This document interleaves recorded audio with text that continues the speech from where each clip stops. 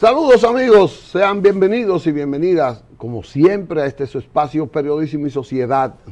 Este es un conversatorio que todos los días a esta hora instauramos con ustedes, solo con el interés de hacer que las cosas cambien para bien y que cada uno de nosotros haga nuestros aportes en esa parte. Gracias a Dios, estamos en una plataforma amplísima que nos brinda originalmente el Canal 6, Canal del Sol, pero que estamos en el Canal 6 de Altiz y en el Canal 6 de Claro, en muchos cables del país, en RD TV, en San Juan de la Maguana, que cubre todo el sur, para beneficio de mucha gente allá, y en las virtuales Facebook Live, canaldelsol.com, estamos ahí. Estamos en YouTube, en Canal del Sol y en el Periodismo y Sociedad en TV.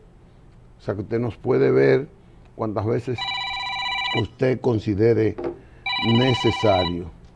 Así es que, gracias a Dios, y estamos aquí con Gregorio Antonio Caimares, el propulsor del desarrollo del turismo de la parte nordeste del país, comenzando en Gaspar Hernández. Exactamente, con esa especificación muy correcta tuya, de mi pueblo Gaspar Hernández, pues estamos de nuevo aquí en Periodismo y Sociedad. Agradados porque nuestro equipo que representa el país en el clásico de la Serie del Caribe de béisbol, pues anoche logró una victoria adicional en un interesante partido, donde se definió todo en la parte conclusiva del noveno episodio, donde dejamos en el terreno a nuestro contendor, los Navegantes de Magallanes. Parece ser que tenemos el carril interior para poder ganar nueva vez la Serie del Caribe. Águila, Licey, verdaderamente ahora con los Gigantes del Cibao, estamos también dando una muy buena demostración que está a la altura de lo que acostumbramos a hacer en las series del Caribe. Vamos bien. Nos quedan dos juegos. Anoche puso a vibrar a toda una nación. Señores, había que estar ahí. El ministro de Obras Públicas hizo el lanzamiento de honor después de cantar el himno nacional que daba iniciada el torneo. Y entonces, ahí tienen los muchachos unas fotos, si cree que la pueden poner. El ministro de Obras Públicas de línea ETA lanzó un strike. El equipo de los Gigantes se sintió seguro porque dijo, tengo un refuerzo que me ha dado resultado. Cuando ha lanzado la primera bola, pues evidentemente que hemos ganado. Y así pasó anoche. Ahora hubo mucho susto, Gregorio. Porque un juego ganando los 6-0, se desplomó el picheo y alguna parte de la defensa. Y entonces la crítica normal es que el manager no estaba colocando los lanzadores, y un lanzador que le dieron bastante fuerte. Y lo lograron empatar. En el 10º inning ganamos, pero prácticamente por la nueva regla del juego fue que ganamos.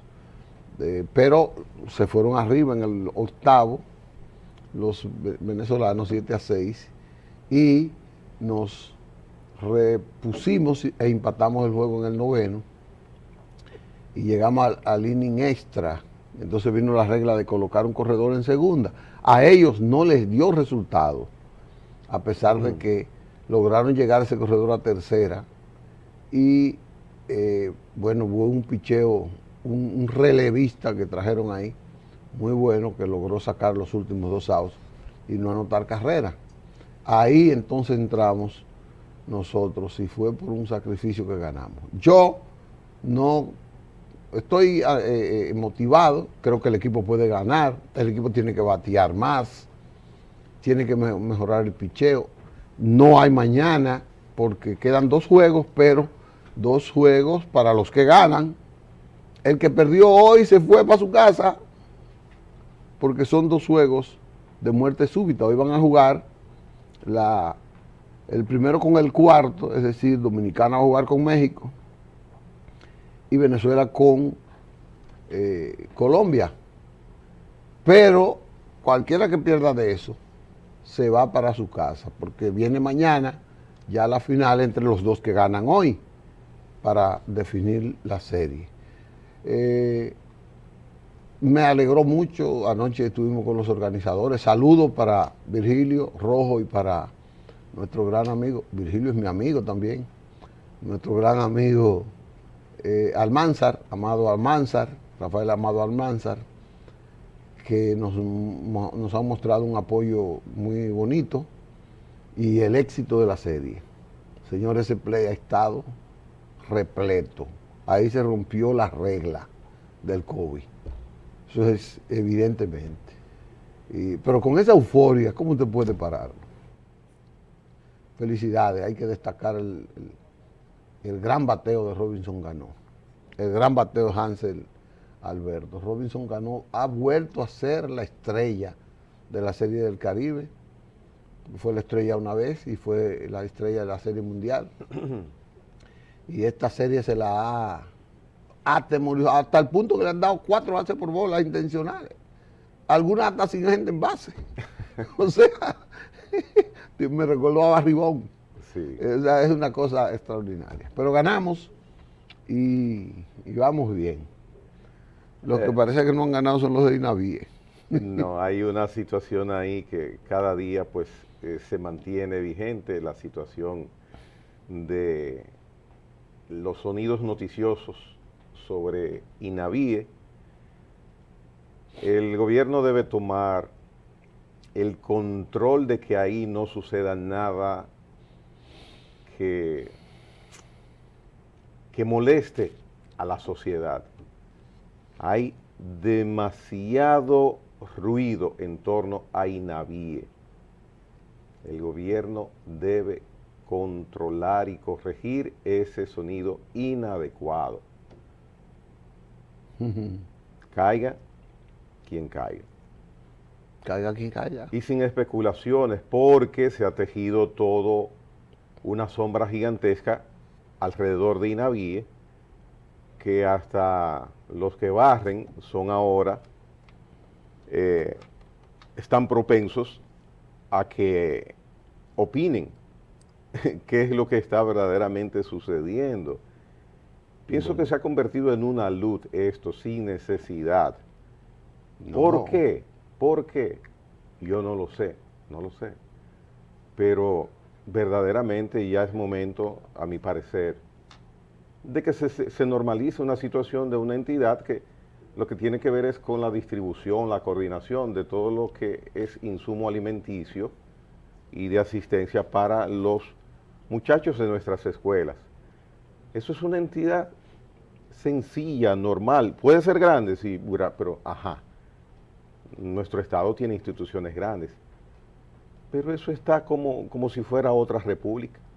Gregory, mira, si tú, pienso yo, asumes una institución, a mí me sorprendió hoy ver que Inavíe tiene 1.889 contratos formulados de una forma maliciosa, que ha tenido la Dirección de Contrataciones y la Contraloría que rehacerlo para poderlo pagar. Que rehacerlo, eso no tiene, porque esas dos entidades no tienen por qué hacer contrato. Ellos aprueban o rechazan. Donde se hacen es donde tienen que rehacerlo. Bueno, pero eso tiene que ser explicado. 1.889 suplidores o contratos, porque es posible que haya un suplidor que tenga más de un contrato, por la razón de la cadena. Es posible que tú tengas un contrato para suplir el arroz y tú tengas otro para suplir la habichuela y qué sé yo, pero 1.889. Mira, el asunto es que esa institución, ese organismo, no está funcionando bien. Pero tampoco estaba funcionando bien tampoco, pero ahora... Pero eso, exacto, pero no debe ser consuelo. Una de las cosas que tiene que decir esta nueva gestión es cómo funcionaba eso. Y tiene independencia orgánica del Ministerio de Educación. Porque se confunde de que es una dependencia del Ministerio de Educación. Depende en cierto modo su accionar en la práctica del Ministerio de Educación. Es parte de una Educación. estructura de gobierno que tiene instituciones cuyo componente de decisión, este término como de consejo, Viene desde viene educación. de educación, Exacto. otros son de medicina, otros son de obras públicas, etcétera, por ejemplo. En este caso de educación. Seguro. Pero no tiene necesariamente educación nada que ver con Exactamente, orgánicamente. Salvo ¿no? la supervisión de la calidad del servicio. Claro, pero hay una ligazón en la práctica, en la existencia de ese organismo, que lo mezcla y lo liga ineludiblemente con el Ministerio de Educación. Y Educación se ve envuelta también, por lo menos en opinión pública, con el funcionamiento de lo que pasa en parte en INAVIE, pero que no me cabe en mi razonar porque esa situación no se controla. ¿Quién debe intervenir para controlarla? Porque se está haciendo una especie de situación inmanejada, por lo menos en medios de comunicación y en opinión pública y sobre todo en percepción. Te voy a hacer una pregunta, porque tú y yo tenemos muchos años en la comunicación. ¿Tú sabías que no era de educación INAVIE? No me constaba, pensaba que era de educación.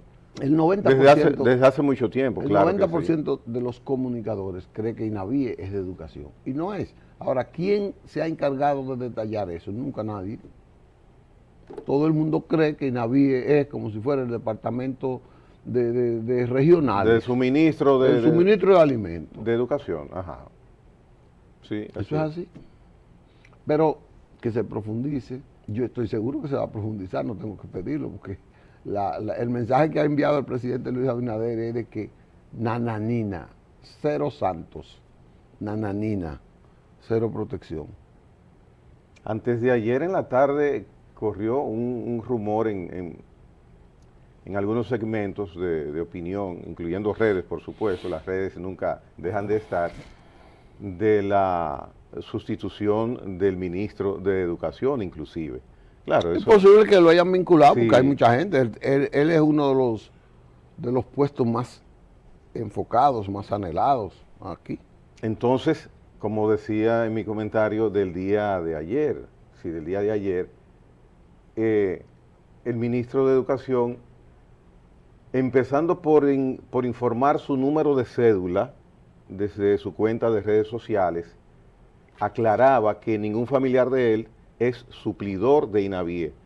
Mira dónde está situado, en qué punto está situado este berenjenal mediático de INAVIE. Yo como ministro digo que ni mi esposa, ni mis hijos, ni mis tíos, literalmente ni mis sobrinos, ni yo, nadie tiene negocios con INAVIE. O sea, a la posición que se lleva al ministro, ¿por qué se lleva al ministro a esa posición, a esa situación? Tampoco sé. Porque nadie sabía que INAVIE no era del ministerio y estaba endilgando que el que está en INAVIE depende de él. Él lo pone, él lo escoge para tener una relación con él. Pero porque nadie sabe que es independiente. Entonces, es por eso de ahí. ¿Cuál es la magia de ese organismo que se llama INAVIE? ¿Cuál es la situación? Mañana vamos a hacer un programa con un análisis de los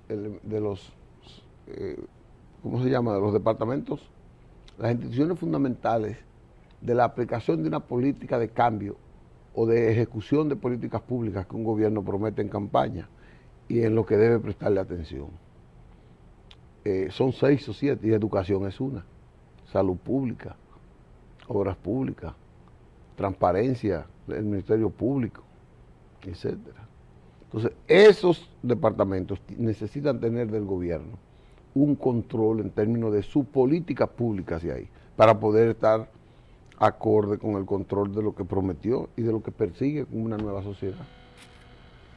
Hablamos de eso después porque tenemos que dar una pausa y se nos queda que resulta que no hay nadie que pueda decir qué pasaba en La Victoria. Cámaras. Sí. Oye, los presos entraban neveras que tienen que ir o con un carro, con un camión, o con 4 o 5 gente. Cámaras. Los presos instalaban cámaras. Los presos sabían todo lo que estaba pasando. Y había un encargado de controlar 40 y tantas cámaras de vigilancia. Estaban prohibidos los celulares y la computadora, pero los presos tenían internet, ¿no? Con fibra óptica traída desde Sabana Perdida. Y nadie sabe quién lo entraba, ni quién lo permitió, ni nada. Eso es una cosa. Este es el país que tenemos. Pero nada, tenemos un invitado muy especial, muy importante, amigo nuestro que siempre ha estado, que va a hablar sobre otros temas. No va a hablar de presos, él no es un hombre a hablar de presos, es un hombre a hablar de proyección económica y de situación real de la economía. En breve venimos con el doctor Antonio Siriaco, quien es vicedecano de la Facultad de Economía y aspirante a decano, tengo entendido. Eso lo dirá él más tarde. Nos vemos en breve.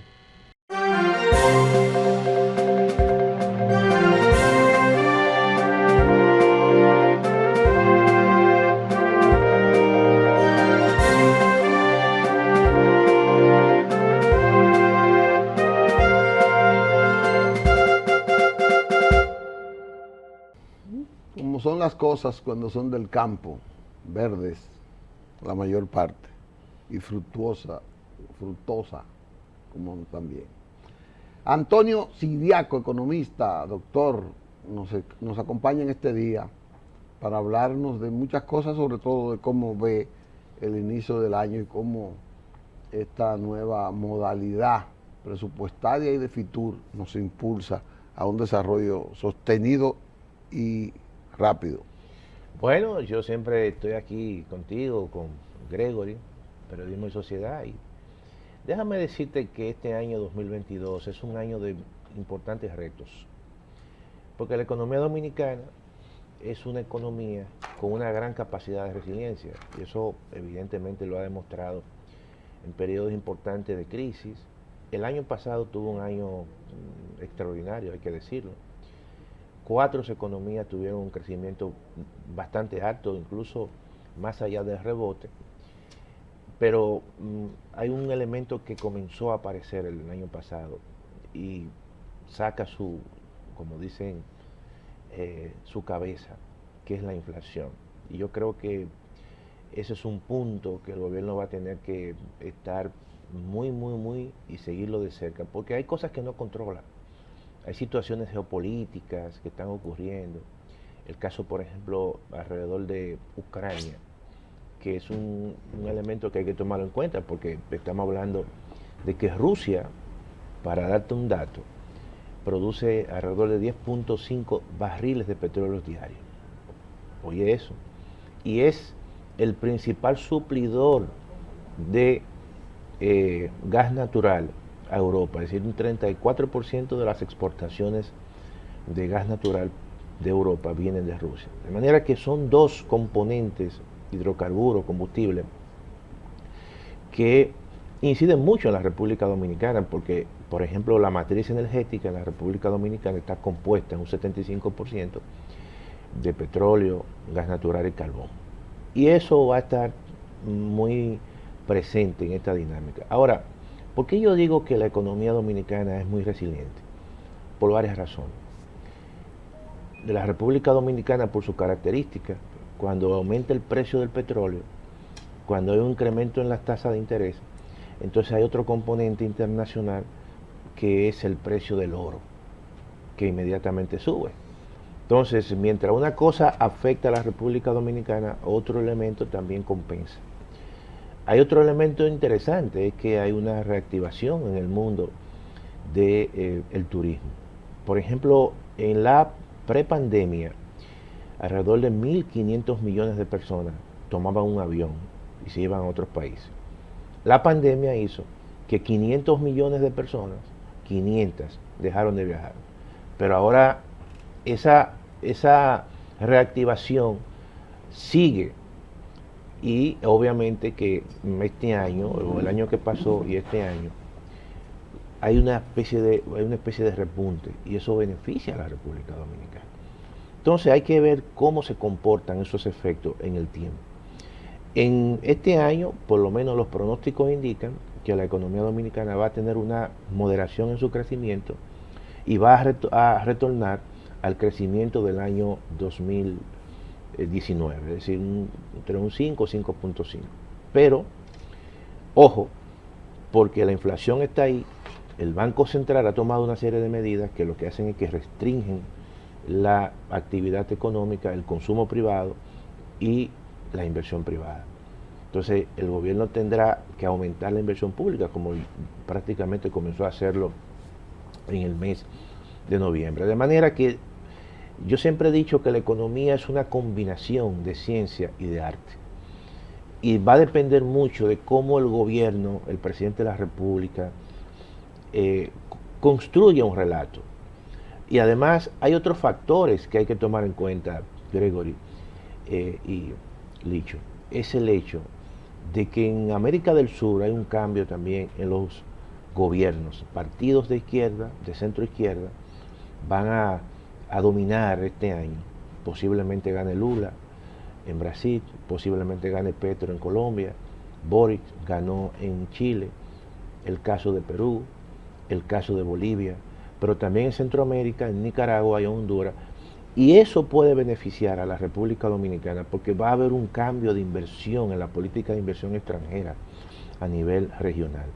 ¿Y cuáles son los países del Caribe y Centroamérica que tienen mayor estabilidad política? República Dominicana, Panamá y Costa Rica. No fue por casualidad que los presidentes de esos tres países se han reunido y han conformado una especie de un triángulo centroamericanos y caribeños. ¿Por qué? Bueno, porque también son los países que tienen una buena relación actualmente con los Estados Unidos.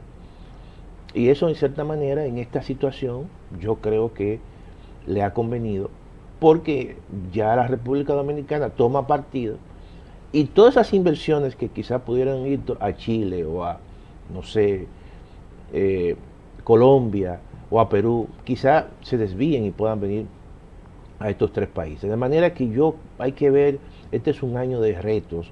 Muchas veces nosotros los economistas comenzamos a hacer proyecciones, pero en economía lo más importante es el diagnóstico, porque las proyecciones están sujetas a muchos elementos que tú no controlas. Entonces uno lo que hace son simulaciones de escenarios. Este éxito de Fitur que tuvo la República Dominicana, o este éxito de la República Dominicana en Fitur, eso se puede extrapolar hacia otra área de la economía. No, déjame decirte lo siguiente. La economía dominicana siempre ha sido un líder en Centroamérica. El 53% de la inversión turística que viene al Caribe viene a la República Dominicana. Pero no solamente en ese sector. Por ejemplo, el sector Zona Franca el año pasado tuvo un crecimiento extraordinario. ¿Tú sabes por qué? Porque en la medida que crece mucho la economía norteamericana, que terminó con un crecimiento de casi un 6% el año pasado. Y eso reactiva la demanda de todo tipo. Y las zonas francas en la República Dominicana generalmente tienen sus ventas, la hacen a Estados Unidos. Yo creo que en términos de inversión extranjera, la República Dominicana el año pasado recibió casi 3.000 millones de dólares en inversión extranjera. En ese sentido, yo creo que este es un país que se comporta para el tamaño de nuestra economía, es una inversión sustanciosa. Grandísimo. Este es un país que se comporta como un receptor de la inversión extranjera en el Caribe y Centroamérica. Mira, ayer yo estaba desayunando con un profesor de la Universidad de Costa Rica, que fue rector de la Universidad Nacional de Costa Rica y fue ministro de Trabajo. Y él me decía, precisamente ayer, porque él está aquí y estamos tratando de ver si armamos unos acuerdos, y él decía que está impresionado con la República Dominicana. A mí me sorprendió, porque nosotros siempre ponemos a Costa Rica o a Chile, y él decía que cuando él ve el desarrollo de la infraestructura en la República Dominicana, que ellos no lo tienen, en el transporte, por ejemplo, dice, bueno, pero ustedes tienen un metro al margen de todo, nosotros no hemos podido construir eso. Ustedes tienen hasta un teleférico, pero ustedes tienen una infraestructura vial impresionante.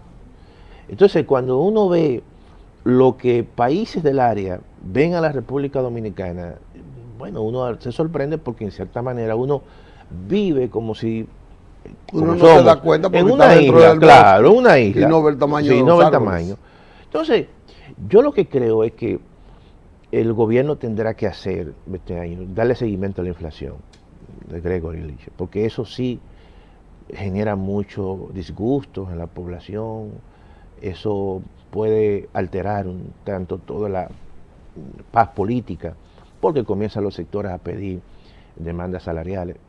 Claro, el presidente de la República es muy cercano a la gente y eso es muy importante. Eso se ha visto, por ejemplo, con el tema que ha estado en la palestra pública, el fideicomiso. O sea, de repente escuchó a la gente, mucha gente, bueno, vamos a revisar esto. Porque siempre en esos proyectos hay oportunidades de mejora. Y muchas veces tampoco tú te puedes buscar un problema innecesario. Correcto. Antonio, vamos a ver ese tema Claro. y cómo controlar estos precios, cómo el gobierno puede o controlarlos o explicarlos Claro. en esa parte, en el próximo segmento. Entonces, estamos conversando con Antonio Siriaco, vicedecano de la Facultad de Economía de la Universidad más vieja del Nuevo Mundo, la UAS, y también es aspirante a decano en estas elecciones que se avecinan. Con él volvemos en Periodismo y Sociedad.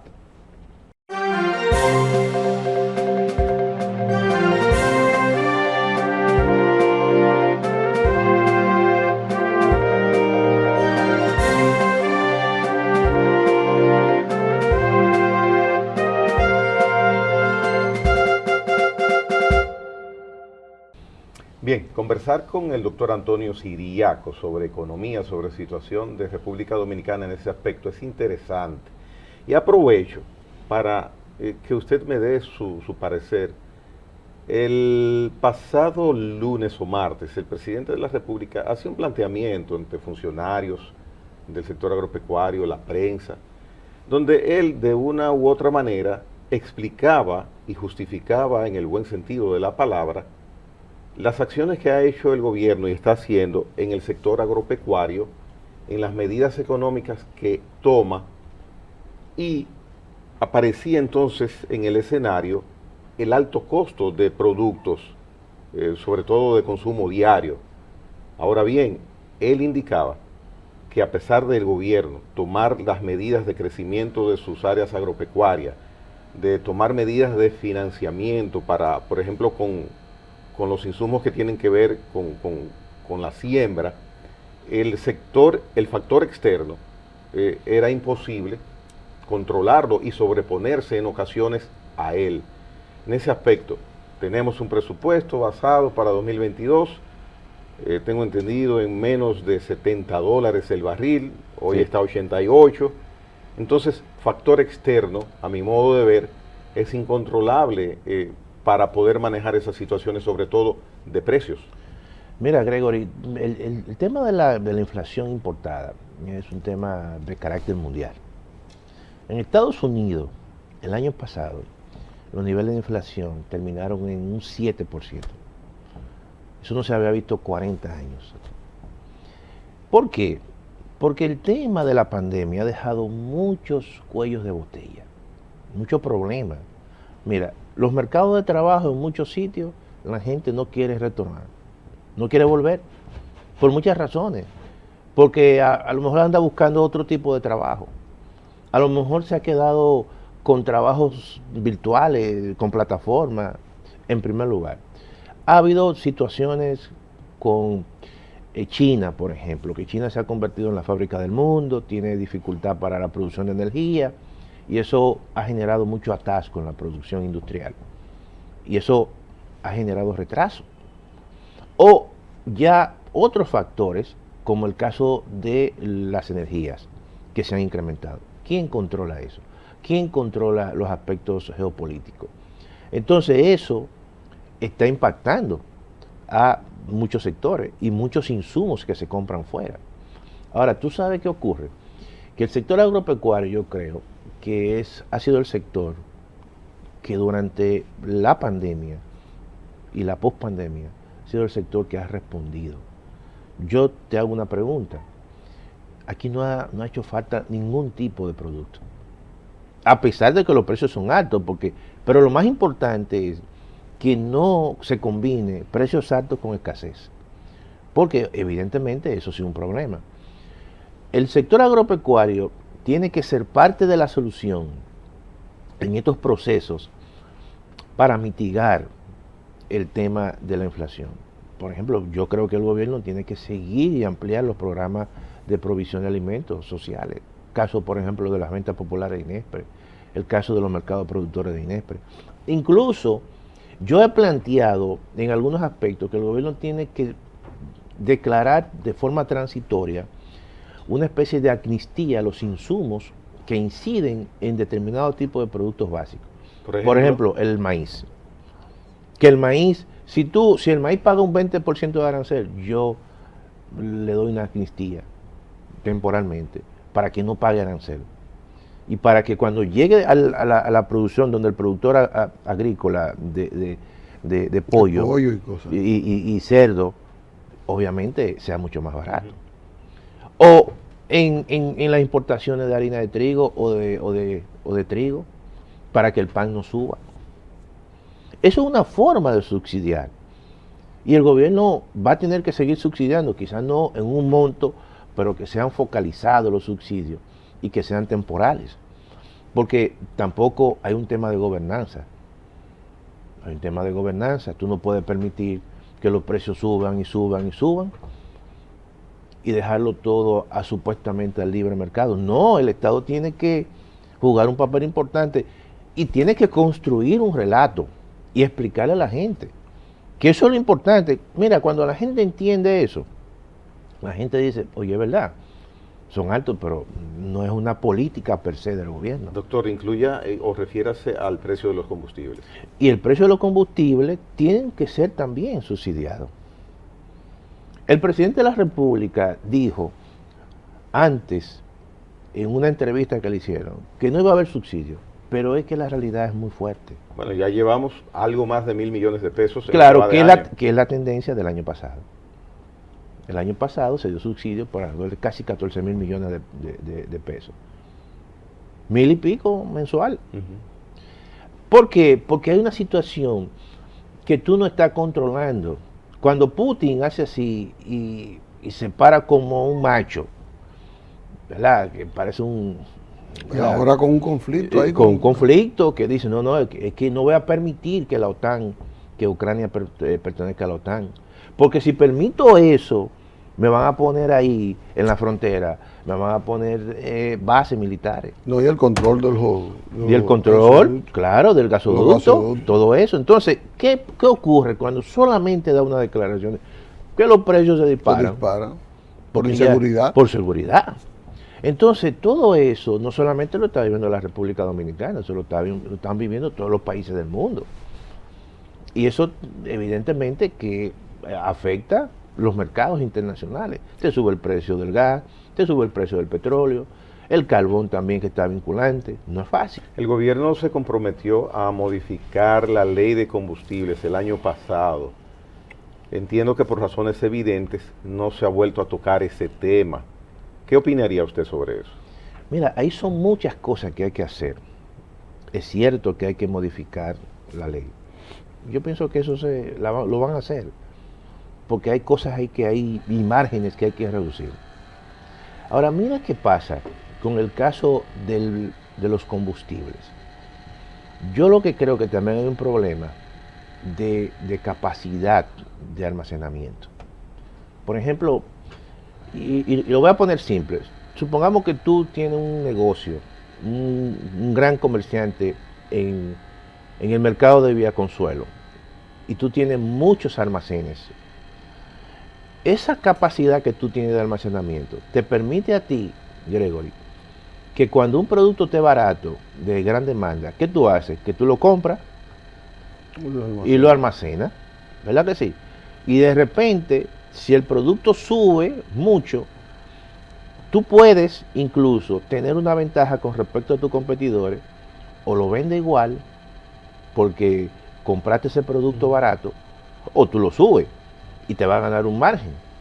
Entonces, claro, el gobierno, si tuviese una gran capacidad de almacenamiento, cuando los precios del petróleo están baratos, compra petróleo barato y lo puede almacenar y evitar que cuando suban, entonces subir el precio. Como tenemos una baja capacidad, y por eso es que los precios se fijan semanalmente, no es por otra cosa, es porque hay poca capacidad de almacenamiento y entonces tú tienes que vender de manera en volumen. Entonces, esa situación no le permite al gobierno sencillamente jugar con los precios, en la formación de precios.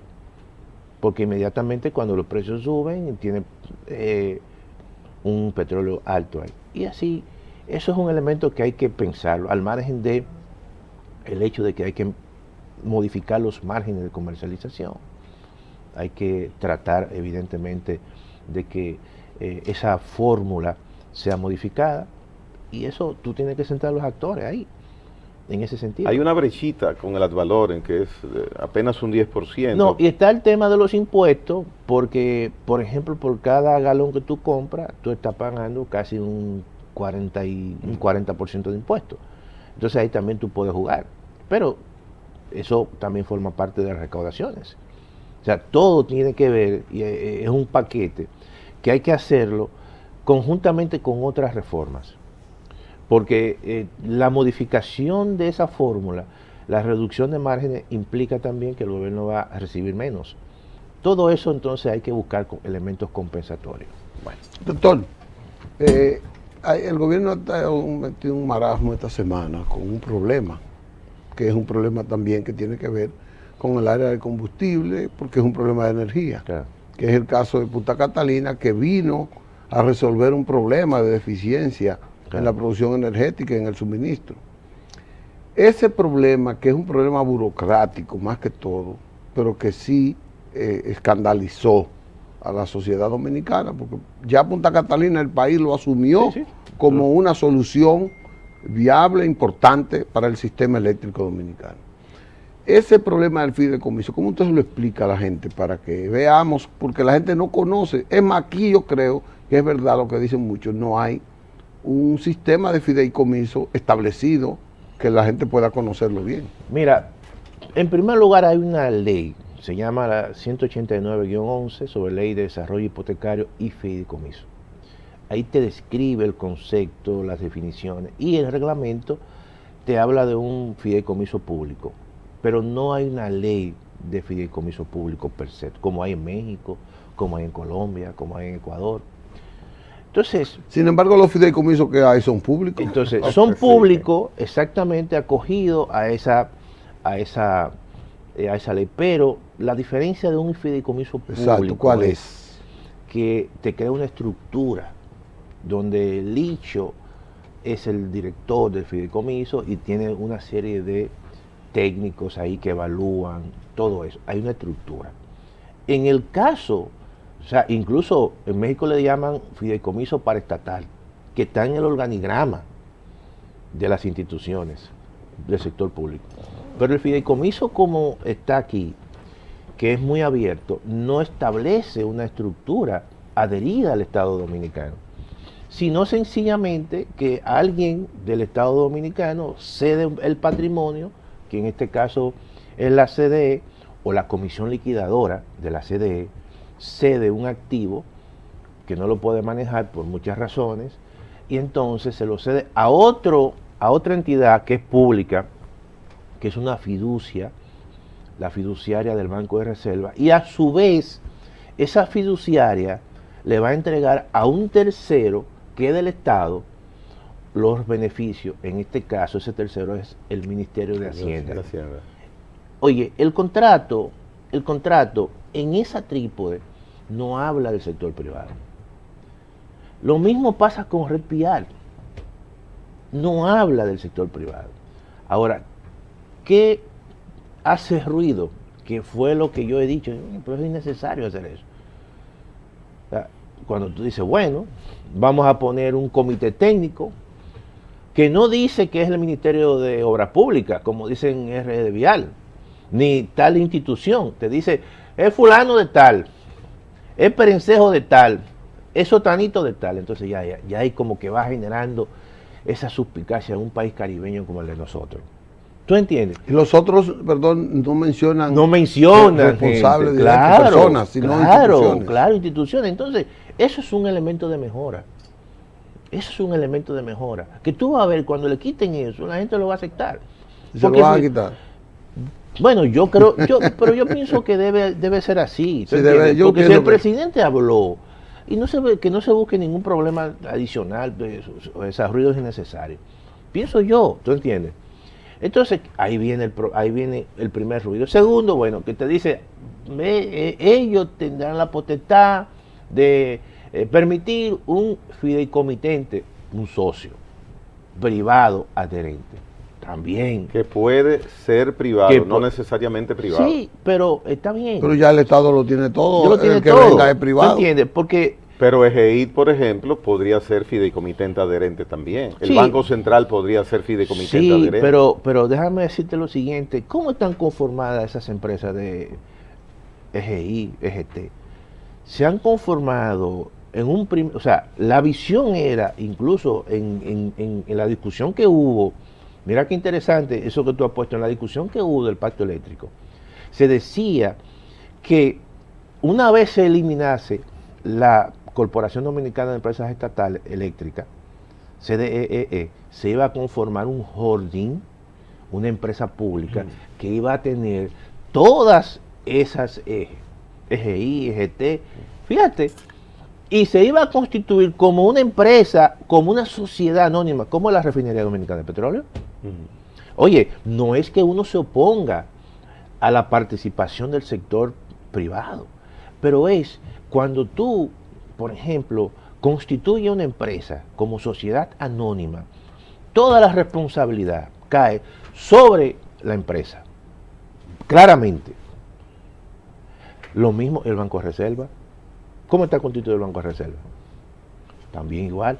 Yo te estoy poniendo dos ejemplos de dos empresas públicas que todos los años generan beneficios, y grandes beneficios. Y crecen cada vez. Y crecen cada vez. Y se han manejado bien. Y hay participación del sector privado, porque en la Refinería Dominicana de Petróleo, cuando se abrió, lo que hizo fue, a Venezuela te vamos a vender el 49% de las acciones. Y la gente no dijo nada. ¿Por qué? Porque el 51% era propiedad pública. Sí. Entonces, ¿por qué nosotros no hacemos lo mismo con Punta Catalina? Claramente. Mira, Punta Catalina es una empresa que te genera beneficios. Es la empresa más grande del sector de la generación y que produce al coste más bajo. Y ha provocado que los precios bajen. Por lo tanto, yo te estoy hablando, Refinería Dominicana de Petróleo es una empresa pública estratégica en su sector. Banco de Reserva, una empresa pública financiera estratégica en su sector. Y la generación, que déjeme decirle lo siguiente, al margen de cómo se hizo Punta Catalina y todas esas cosas que hay que investigar, pero los planes de expansión de la CDE en todos los gobiernos planteaba una empresa grande de producción de energía a costo mínimo. Y entonces, siempre un carbón. Y con carbón, ¿tú entiendes? Eso no es un invento del gobierno pasado. Lo que pasa es que hay otra cosa, ¿tú entiendes? Entonces, ¿por qué nosotros no mantenemos eso? Oye, los fideicomisos aquí funcionan bien. En sectores que no son tan estratégicos. Por ejemplo, aquí los fideicomisos de construcción han funcionado a la perfección. ¿Qué ha hecho el Estado? Dice, mira, yo tengo tierra del CEA, que no estoy haciendo nada, lo están invadiendo. Entonces agarra un grupo de constructoras importante. Dice, mira, urbanizado. Claro, mira, en todo el país. Sí, a proyecto de construcción. Y lo hace para que las casas sean de costo mínimo. Que un trabajador pueda comprar una casa con un salario mínimo y pague 4,000 pesos mensuales. Sí, sí. Oye, eso funciona bien. Incluso le dan tratamientos fiscales, no pagan ITEVI. ¿Tú entiendes? Entonces, el problema no es el fideicomiso per se. El problema, el ruido viene por... Tú sabes, esos dos elementos. Porque por ahí también en la realidad, por ahí se pudieron haber colado. Y todos aquí nos conocemos. No. Por ejemplo, aquí hay gente que han sido afectados privadamente por grupos económicos privados y están ahí Y cuando ven algún tipo de vinculación, agarran por las redes sociales y comienzan a entrar. Punta Catalina es un dolor de cabeza para algunos sectores. Claro. La existencia. La existencia y también lo que se debe investigar de ahí, que cómo se hizo. Porque ahí hay instituciones que tienen mucho que ver con cosas del pasado. Que lo decía ayer el ministro Macarrulla, decía, no, lo que pasa es que Punta Catalina estaban en los planes de venta de las autoridades pasadas, precisamente para Claro. un poco ocultar. Borrar. Él no lo decía con esas palabras, Sí, pero para que todo siga igual en manos privadas. Claro, claro. Y inclusive, y cuando se formó aquella comisión, mucha gente dijo, esos son los que van a ser dueños de Punta Catalina. Y entonces... No, y de hecho, quien administró eso fue uno de los que participó en esa comisión. Sí. ¿Verdad? Un colega que participó en esa comisión y luego entonces le tocó dirigir eso. Que lo veo ahora, está de acuerdo con el fideicomiso. Claro. Porque el fideicomiso es una salida gerencial para patrimonios. No, en México, mira, en México, que es el país donde más experiencia hay, que se han eliminado algunos fideicomisos, sí. Pero ¿tú sabes qué monto manejaban los fideicomisos públicos en México? Más de 25 mil millones de dólares. Wow. Oye, hasta las investigaciones en México, eso que se llama aquí Fondo CID, que son fondos que otorga el Ministerio de Educación Superior para los investigadores, para que hagan investigación, eso está en un fideicomiso en México. Pero hay aquí establecido un fideicomiso para el desarrollo de la tilapia. Sí, no, imagínate. Y quizás hay más fideicomisos. Bueno. Pero esa es la idea. O sea, la idea es precisamente, eso es un modelo de negocio, como cualquier otro, eso hay que analizarlo y ver. Yo pienso que en los temas y en los sectores estratégicos, si hay empresas públicas que sean sociedades anónimas. ¿Por qué? Para concluir. Porque las sociedades anónimas te permiten a ti emitir acciones, oferta pública. Y por ejemplo, tú te imaginas que se haga una sociedad anónima Punta Catalina que genera 300 millones de dólares de beneficio al año. Y Gregory y Siriaco y Licho pueden comprar una acción. Como tú puedes comprar una acción de Microsoft. Es parte del desarrollo. Claro, y además te profundiza el desarrollo de los mercados de capital en la República Dominicana. Pero esa parte es la que la opinión pública no quiere, que haya asociados en cuotas con Punta Catalina. Que en cuotas elevadas, porque el sector privado es así. Señores, este es un tema emocionante por lo novedoso y por lo que profundiza las divisiones sociales dentro de nuestra economía. Sí. Esa es. Pero el doctor Siriaco ha venido a describirnos parte de lo que nosotros tenemos que resolver en el país. O sea que ha hecho un buen programa y se lo agradecemos, esa disposición que presenta siempre para acudir a nuestro llamado. Él ha estado con nosotros, el doctor Antonio Siriaco, economista, decano de la Facultad de Humanidades de la UAI, aspirante a decano. Mañana tendremos otro programa. Gracias a ustedes por la sintonía y por esta calidad de servicio que nos brindan a través de su pendencia. Hasta mañana, si Dios quiere.